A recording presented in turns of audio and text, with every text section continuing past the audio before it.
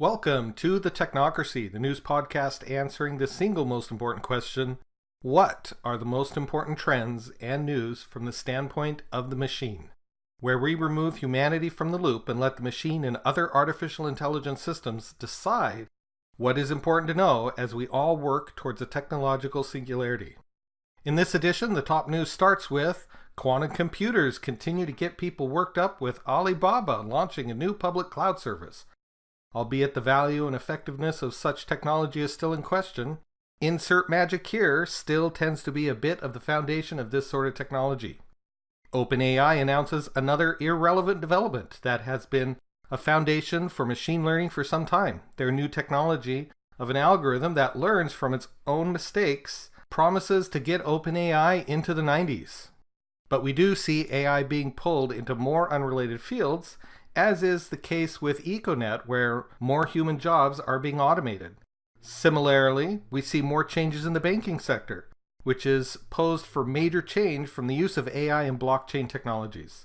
In the short run, expect changes all along the banking sector and complete shifts to new models in the next decade. AI has even made roads into magic fortune telling, with the latest in Bitcoin forecasting using deep learning.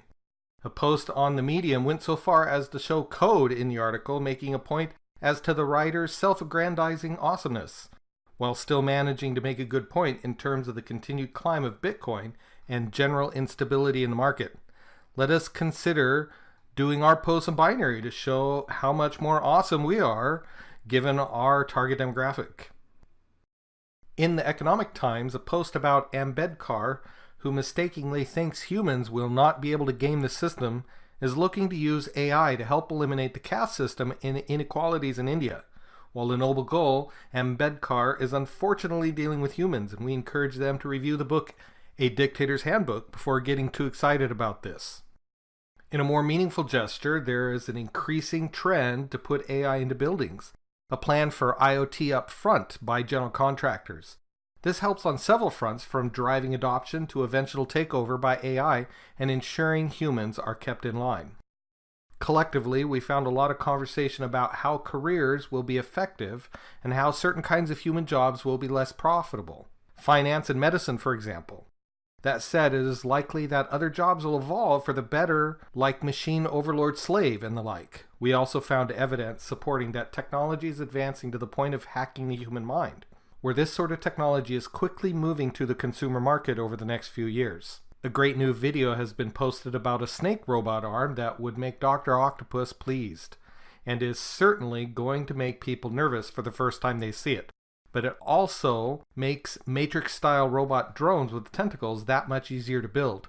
Additionally, we noticed that Intel's AdWord campaign seems to switch between showcasing different elements. While still annoying, it is interesting. We noticed that the Google AI is giving the future of life love in Google rankings, leading us to think that the Future of Life's Institute is not nearly as much of a threat to AI as they might hope.